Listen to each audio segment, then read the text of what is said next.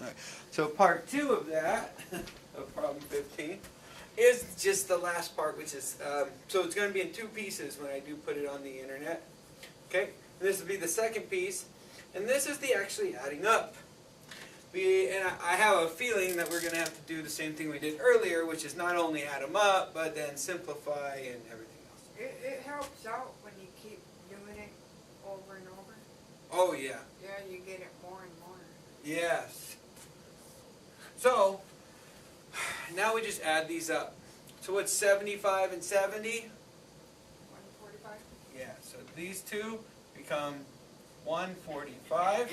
And then, what's 145 and 6? 151. 151. That's not too hard. So we've got 151 over 90.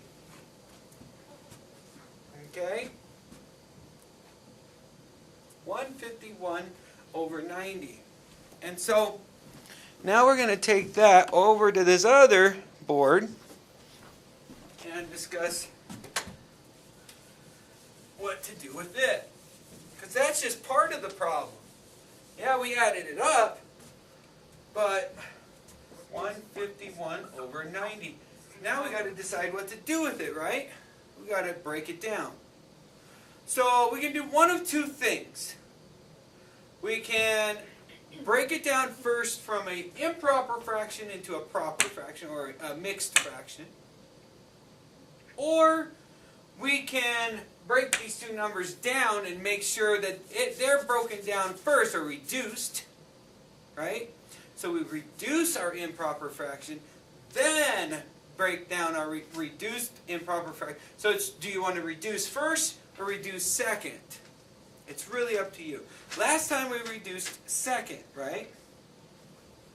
Because we just looked at it and said, oh, how many times does 90 go into... And this one's kind of easy too. How many times does 90 go into 150?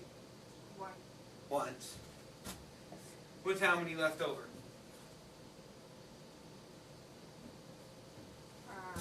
So now you got to go, well, there's 51 left over, right? Right off the bat, because 51 over 100. And then how much is 100 over 90? 10? Yeah. So it's 51 plus 10. So that would be 61. 61 left over the 90. So again, we broke down the 51 by saying, well, hey, that's 151 is just 51 more than 100. And then what's 100 more than 90? 10. So then it's easier to see that 51 and 10 is 61. So it's 61 over 90 is what's left. And now we want to see, does 61 reduce? Does 61 reduce? Does 61 over 90 reduce? So we just take these 2 numbers, 61 and 90, and if we're able to break it down, whatever's in the bottom will be our 2 new numbers. Okay? So, what goes into 61 and 90? Does a 2? No. No. Does a 3? No. Does a 5? No. Does a 7? Well, what's 56? Remember 56? 7 times 8, right? Yeah. So 7 times 8 is 56. That's really close. That's still only 5 away from 61. So it's not going to... 7 doesn't go into 61, so no. What about 11? Well, remember what we just said? 6 times 8 is... It's not working. 6 and 8 ain't working. And when we get to 11, we're going to go to 11 and 6, right? Or 11 and 9. It's not working. Right? So do you think 13 is going to work? No, because 13, now you're getting to the other end of the scale, right? You tried 2, you tried 5. What is the square root of these numbers? And that's something you want to always think of. Square roots. What are my square roots? And so when we're thinking about 2, 3, 5, 7, and 11, we also want to be thinking about their squares. Right? 4, 9, 25, 49, and 121. Why they're squares? Because if the number that we're dealing with lies between the squares, that's the highest I have to go up to that number.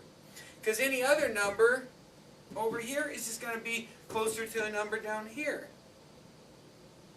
And that's really important information. Okay?